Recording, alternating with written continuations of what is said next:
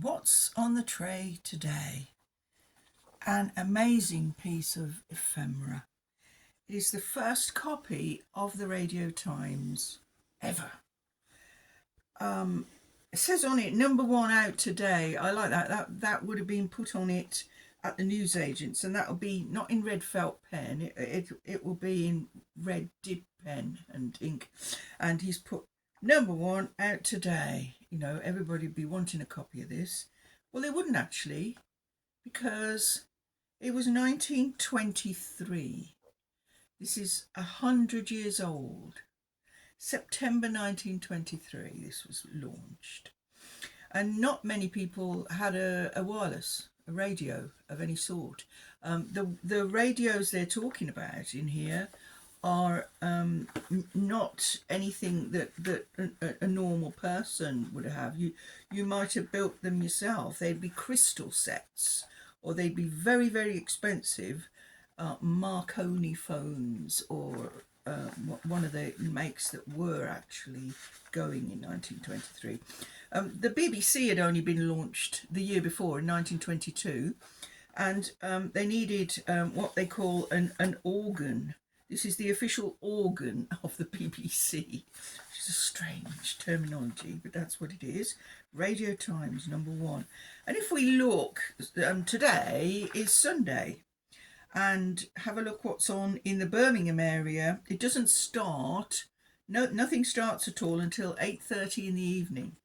And you get a lady singing, Miss Amy Glenda, and she's singing, and she's singing again later on, and there's a bit of news, and then it closes down at 10:30.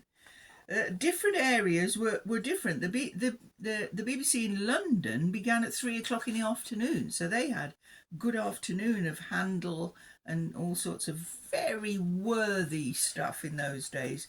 There were no comedy shows and no sort of light entertainment really. It was all very, very worthy.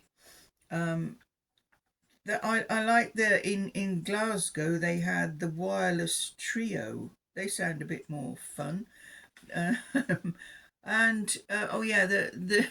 In Newcastle they got at 4 o'clock. They've got the South Shields Corporation Tramway Band. That was lovely. Do a bit of big band stuff there.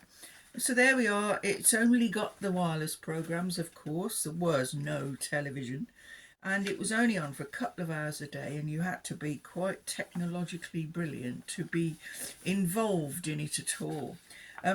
This is 100 years old.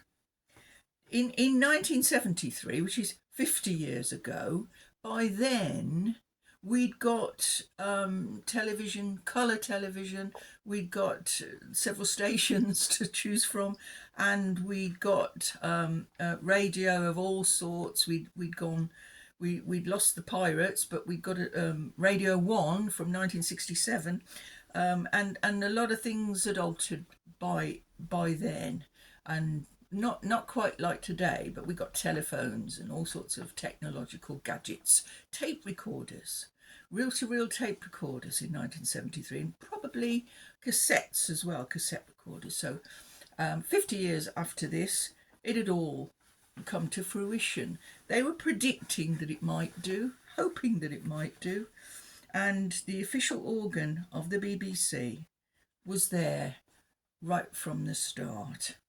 1923, #1, Radio Times.